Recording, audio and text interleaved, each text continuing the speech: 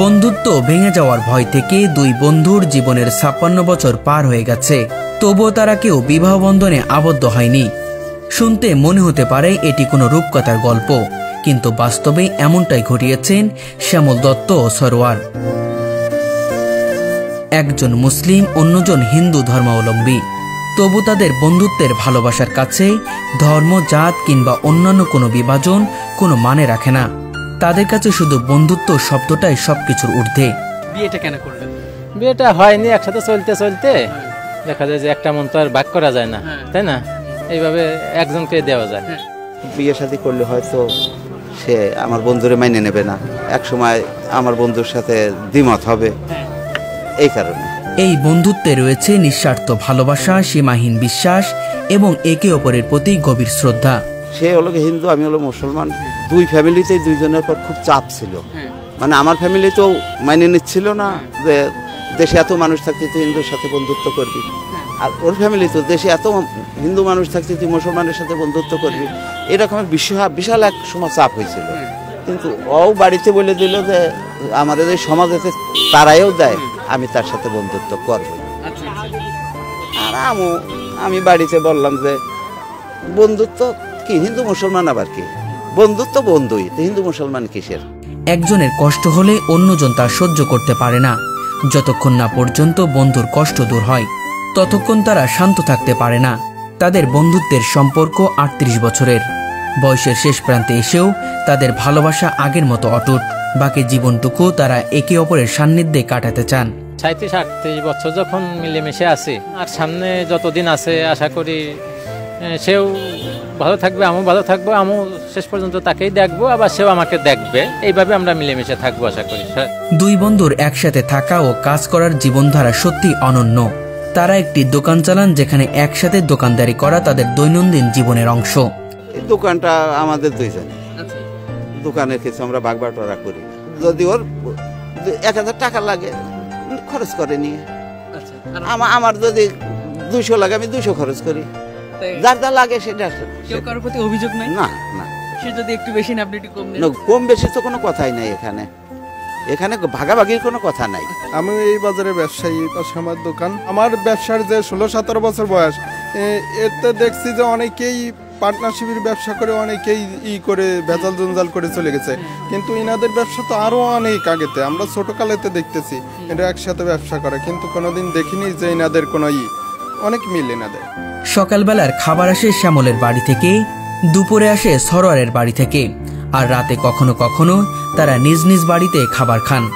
সকালে আমি বাড়ি থেকে রান্না করে দেয়, আমি গরম ভাত নিয়ে আসি, আসলে আমরা সকালে দুইজন দোকানে খেয়ে নেই। আবার দুপুরবেলা দেখা যায় যে তাদের বাড়ি থেকে আমাদের এক ভাই আছে, সে এসে খাবার পৌঁছে দেয়, আর ওইটা দুপুরে দুইজনে খেয়ে নেই।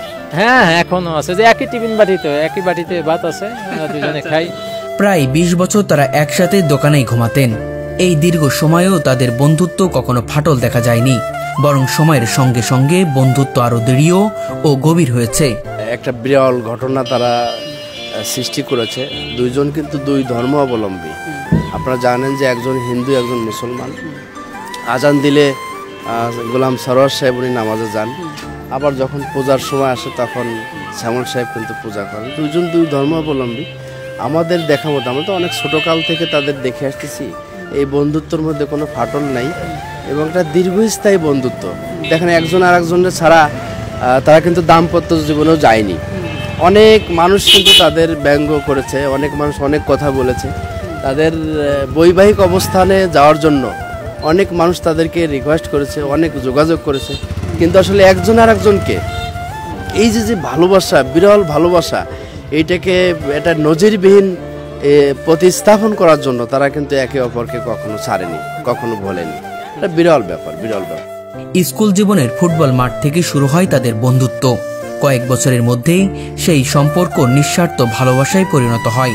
তখন থেকে তারা একে অপরের প্রতি সংকল্পবদ্ধ হন। এই বন্ধুত্ব টিকিয়ে রাখতে হলে জীবনে আর কাউকে প্রাধান্য দিতে হবে না। কলেজ জীবন শেষে তারা চাকরির পেছনে ছুটেনি, কারণ বুঝতে পেরেছিলেন যদি ভালোবাসার সম্পর্ক ছিন্ন হয়ে যায়, জীবনের আনন্দ হারিয়ে যাবে। তাদের বন্ধুত্ব শুধু ব্যক্তিগত সম্পর্কের মধ্যে সীমাবদ্ধ নয়, পরিবারও এতে যুক্ত। শ্যামল দত্তকে সরোয়ারের মা নিজের সন্তানের মতো ভালোবাসেন, ঠিক তেমনই সরোয়ারের প্রতি শ্যামলের মা একই মমতা দেখান। পরিবারের মানুষ, আমার বাড়ির মানুষ আমারে যতটুকু ভালোবাসে তার চেয়ে বেশি ভালোবাসে তাকে। আবার তাদের ফ্যামিলির লোকজনও কোনো কিছু হইলেই দেখা যায় আমার সাথে আগে কথা বলতেছে, তার সাথে বলতেছে না, এইরকম আমার এই বেশি প্রাধান্য দেয়। তারা একে অপরকে শুধু বন্ধু নয়, পরিবারের সদস্য হিসেবেও গ্রহণ করেছেন।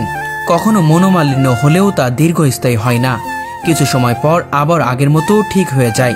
অনেক সময় দেখা যায় একসাথে থাকি, আমার একটা কাজ পছন্দ হচ্ছে না বা আমার যেভাবে হওয়ার কথা হচ্ছে না, তখন তার পছন্দ হয় না, তো দেখা যায় রাগ করলো। এই বিষয়টা দেখা যায় বেশি সময় রানিং করে না, ওই আধা ঘন্টা বা 20 মিনিট 30 মিনিট কাজে ও কাজে, এইভাবে আবার ওইটা কোন সময় ডিলেট হয়ে গেছে বোঝা যায় না। দুই বন্ধু একে অপরের জন্য জীবন দিতে প্রস্তুত। একে অপরকে না দেখতে পারলে তারা শান্তিপূর্ণ ঘুমাতে পারে না। ওই ইন্ডিয়া গেলে চিকিৎসার জন্য, যে থাকি আসলো 15 দিন মতো, আমার খারাপ লাগছে। দৈনিক ফোনে কথা হইতো, কিন্তু তারপরেও খারাপ লাগছে। একসাথে দোকানদারি, একসাথে খাবার ভাগাভাগি, একসাথে আড্ডা, হাসি মজা, সবকিছু একে অপরকে কেন্দ্র করে। একজন এগিয়ে গেলে আরেকজন পাশে এগিয়ে যায়। সমস্যার সমাধানও হয় হাসি ও সহযোগিতার মাধ্যমে। ওর মার অসুস্থ হলো, অপারেশন করার জন্য মাগুরা নিয়ে গেলাম। মাগুরা নিয়ে যে যখন অপারেশন করবে, ওটিতে নিয়ে গেছে, তা ওই যে এই সাইডে কিছু ওই যে একটা এসে সই করতে হয় না, বন্ড দিতে হয়, তো বন্ডে সই করেছি। সই করার পরে ওটিতে নিয়ে গেছে। ওটিতে নিয়ে যে ডাক্তার যখন কাগজপত্র চেক করতেছে, সই স্বাক্ষর সব কিছু ঠিকঠাক মতো হয়েছে কিনা, তখন দেখে যে বন্ডে আমার নাম রয়েছে গোলাম সরোয়ার। তখন ডাক্তার আমারে ডাকছে যে ওনার একটু ডাকেন তো, নার্সে পাঠাই দিয়েছে। তার ডাকছে, গেছি, গেলি বলতেছে রুগী আপনার কি হয়? আমি বললাম আমার মা হয়। তো আপনার মা হয়, আপনার নাম গোলাম সরোয়ার, রুগীর নাম শান্তি রানী দত্ত, আপনার মা হয় কীভাবে? তাই রুগীর কাছে শোনেন। তো রুগীর কাছে শুনিছে যে এই লোক আপনার কি হয়? বলছে আমার ছেলে হয়। তাই আপনার ছেলে হয় কীভাবে? ওর নাম সরোয়ার আর আপনার নাম শান্তি রানী দত্ত। তোর মা তখন বলল যে বাবারে, খালি পেটে রাখলেই যে ছেলে হয় তা ঠিক না, পেটে না রাখলেও ছেলে হয়। দেখেন আমার 3টে ছেলে, একটা ছেলে আমার পাশে নাই, ও আমার পাশে, তাইলে আমার ছেলে ছাড়া কি? তাদের বন্ধুত্বের দৃশ্য দেখে বাজারের দোকানদার থেকে শুরু করে এলাকার মানুষ অবাক। সবাই প্রশ্ন করেন কিভাবে সম্ভব এত বছর একসাথে, এত ভালোবাসায়। তাদের জন্য পরিচিত নামও অনন্য, শ্যামল সরোয়ার। বাজারে, দোকানে, এলাকায় সবাই তাদের এই নামে চিনে। এই বাজারে এসে আসলে খোঁজ করলে যদি আমার নাম ধরে বলেন যে সরোয়ারের দোকানে যাব, মানুষ চেনবে না। যদি বললেন যে শ্যামলের দোকানে যাব, তাও মানুষ চেনবে না। যখনই বলবেন যে শ্যামল সরোয়ারের দোকান, সাথে সাথে চিনে ফেলবে প্রত্যেকটা মানুষই। এইভাবে আমাদের পরিচিত। দুইটা নাম এমনভাবে হয়ে গেছে যে শ্যামল সরোয়ার বললি চেনে যে কাদের কথা উল্লেখ করছে। ওই এইখানে ফোনের দ্বারা মানুষ ফোনে বলে যে আমি এই তুই কোন জায়গারে, তা বলে যে আমি এই শ্যামল সরোয়ারের দোকানের সামনে। এইভাবে মানে শ্যামল সরোয়ার নামে পরিচিত। দোকানটি অবস্থিত মাগুরা জেলার মোহাম্মদপুর উপজেলার বালুখালী বাজারে। তাদের চাওয়া হলো জীবনের শেষ দিন পর্যন্ত একে অপরের সঙ্গে থাকা। এলাকাবাসীও প্রার্থনা করেন হোক তাদের বন্ধুত্ব অটুট, হোক ভালোবাসা চিরস্থায়ী। এটা আসলে অনেক সুন্দর। আমরা ছোটবেলা থেকে, আমি পার্সোনালি অনেক ছোট তাদের থেকে, আমি ছোটবেলা থেকেই দেখতেছি এরা একসঙ্গে ব্যবসা করে এবং এনাদের ভিতরে কখনো ঝগড়াঝাটি, গ্যাঞ্জাম এগুলো দেখি না।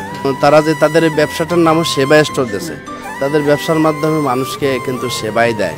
কখনো তাদের থেকে মানুষ খারাপ আচরণ পায় না। মানুষের ভালোবাসায় তারা আসলে সামনের দিকে এগিয়ে যাচ্ছে। পরবর্তী জীবন তারা ভালো থাকুক, এটা আমরা কামনা করি। শ্রদ্ধা, ভালোবাসা, সহমর্মিতা, এই 3টি গুণই তাদের বন্ধুত্বকে অসাধারণ করে তুলেছে।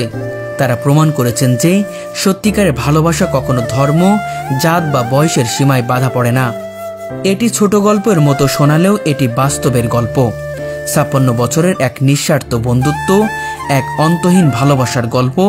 শ্যামল দত্ত ও সরোয়ার প্রমাণ করেছেন নিঃস্বার্থ ভালোবাসা ও বন্ধুত্বে জীবন কাটানো সম্ভব, সম্মান, আনন্দ এবং একে অপরের প্রতি গভীর আনুগত্যের সঙ্গে। আমরা যখন চলাফেরা শুরু করলাম তখন দেখা যাচ্ছে যে 18-17 বছর, হয়তো 16 বছর বয়স থেকে। তা তখন অনেক সময় তাদের বাসায় যে থাকতাম, সে আমাদের বাসায় আসতো। তাদের বাসায় একদিন রাতে আমি শুয়ে থাকলে একটা জমি জাতি সংক্রান্ত মামলায় পুলিশ আসছে রাত্রে। তারা আসামি ধরতে আসছে। তা আমি তো একই চকিতে ছিলাম, সেই সূত্রে আমি তো কোনো আসামি না। তা পুলিশ আমাকে ধরে নিয়ে গেছে, হাত করা দিয়ে। 3-4 ভাই ছিল, আমি সাথে ছিলাম, এইভাবে আমাদের থানায় ধরে নিয়ে গেছে। তবে আমি থানায় ছিলাম, আমাকে জামিন দেয়নি। আমাকে টাকা চেয়েছিল দারোগা, যে তুমি চলে যাও, তুমি তো আসামি না থাকবা কেন? আমি তো কোনো অপরাধী না, আমি টাকা দেবো কেন? সেইভাবে আমি আসিও নাই, তাদেরও টাকা দেয়নি, আবার চালান করে দিয়েছে কোর্টে। কোর্টে ওই দিনে যাবি নয়, আমরা আবার সবাই একসাথে বের হয়ে আসছি। এটি আমার মাঝে মাঝে মনে পড়ে। তাই এখন বর্তমান পরিবেশ পরিস্থিতি হলো ওর ফ্যামিলি আমার ফ্যামিলি এক হয়ে গেছে। হ্যাঁ, আমার মা, আমার তো আব্বা বেঁচে নেই, মারা গেছে। আমার আব্বাও ওরে ছাড়া বুঝতো না, আবার ওর বাবাও আমারে ছাড়া কিছু বুঝতো না। একজনের জমি লিখে দিবি, এরা আর কি জমি লেখায় দিবি, ওর বাবা রাজি না, কয়ে যে সে তারাই ডেকে নিয়ে আসো সরোয়ারপুর।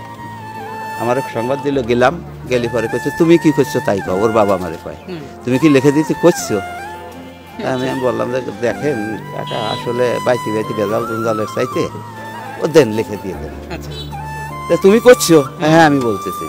তা এইবার জমি কই যে আমার সাথে যায়, কিন্তু তুমি আমার সাথে যাবা। ঠিক আছে যাবানি। গেছি রেজিস্ট্রি অফিসে, যে এসে জমি লিখে দেওয়ার পরে আমার কইছে তুমি খানিক লিখে নাও। কারণ ওরা তো লিখে নিল, মানে 2 ছেলেরা লিখে দিল, তুমি খানিক লিখে দাও। তুমি তো নিলে না। তা আমি বললাম যে কাকা আমি অর্থ সম্পদ টাকা পয়সার লোভে আপনাদের সঙ্গে মিশি নেই, আমি আপনার ছেলের সাথে আমার বন্ধুত্ব, তাই আপনাদের সঙ্গে চলে ফিরে মিশি। আপনি আমার বাবার সমতুল্য মানুষ, আর আমি আপনার ছেলের মতো, তা আমি আপনার অর্থ সম্পদের লোভ করিনি। তাহলে সে বললো যে আমি বলি তো তুমি জমি পাবা না, জমি জাতি ওরা পাবে, তা তুমি খানিক লিখে নাও, তোমার আমি লিখে দিই, তুমি যেহেতু আমার ছেলে। আমি বললাম যে না, আমি জমি নেব না। আপনার মা আপনাকে কেমন ভালোবাসে? তারে যতটুকু ভালোবাসে তার চেয়ে বেশি বাসে। আবার আমার মেয়েও আমারে যতটুকু ভালো জানে তার চেয়ে বেশি ওরে বেশি ভালো জানে। ওরে দেখার জন্য পাগল হয়ে যায়। মাঝে মাঝে ভ্যান চলতে পারে না, ভ্যান ঠিক করে ভ্যানে চড়িয়ে বাজারে আসে ওরে দেখতে। অনেক সময় বলে ও হিন্দুর বাড়ি খায়, ও মুসলমানের বাড়ি খায়, এটা তো ঠিক না, হ্যান ত্যান ধর্মে নেই, বিভিন্ন কথা বলতো। আসলে আমাদের মনে কখনো মানে ভিন্নতা কোনো কিছু আসে নাই বা খারাপ কিছু পাইনি আমরা, সেইভাবে আমরা মনের থেকেই ওইভাবে আমরা মেনে নিয়েই চলছি। প্রথম দিকে সব কথা বলতে, এখন আর কেউ বলে না কিছু। সে তার মতো তার ধর্ম পালন করে, নামাজ রোজা করে, আমার মতো আমার ধর্ম যেটা আছে সেটা আমি করি। এ নিয়ে কোনো মত ঐক্য নেই। গভীরভাবে যদি কারোর সাথে বন্ধুত্ব করা যায়, আর মন যদি একবার একজনকে দিয়ে দেওয়া যায়, দ্বিতীয় আর কাউকে তো দেওয়া যায় না। একসাথে মিলেমিশে থাকা একমাত্র ভালোবেসেই থাকা সম্ভব। তাছাড়া স্বার্থ নিয়ে, অর্থ নিয়ে কাজ হাসিল করার জন্য বন্ধুত্ব করলে সেই বন্ধুত্ব সম্ভব না। শুধুমাত্র ভালোবেসলেই সম্ভব। যেভাবে দেখি ঘর সংসার করতে যে মানুষ কত হেনস্থার শিকার, বহুত এর ওয়াইফ ওর সাথে চলে যাচ্ছে, এ আর একজনের বউ নিয়ে চলে যাচ্ছে, এই দিক বিদিকে এই সমাজ যে একেবারে নিকৃষ্ট জায়গায় চলে গেছে সমাজটা। তা ওই দিক তাকালি মনে হয় যে না, আসলে ভালো করছে। একসাথে এইভাবে স্কুলে থাকতাম, একসাথে বলের মাঠে একসাথে, হ্যাঁ ফুটবল খেলা খেলতাম একসাথে। এইভাবে একসাথে থাকতে থাকতে একের উপর আর একজন মানে নির্ভরশীল হয়ে গেলাম, বা আন্তরিকতা হয়ে গেল। এইভাবেই আর কি আস্তে আস্তে আন্তরিকতা বাইরে গেছে। 1 লাখ টাকা আমার মাধ্যমে দেখা গেল যে ব্যাংকের মাধ্যমে এলোমেলো হয়ে গেল 1 লক্ষ টাকা। তো উনি কোনোদিন প্রশ্ন করে নাই, কোনো কিছু করে নাই। বা আমার অবশ্য টাকা হারায় গেলে তো মন খারাপ লাগে, আমার মনে মনে খারাপ লাগে, কিন্তু সে কখনো আমি দেখিনি যে তার মন খারাপ হয়েছে। হ্যাঁ হ্যাঁ, হাসিমুখে মেনে নেছে। ওর মতো ওর ধর্ম মন্দিরে যে করে, আমি মসজিদে নামাজ পড়ি, কোনো সমস্যা নাই।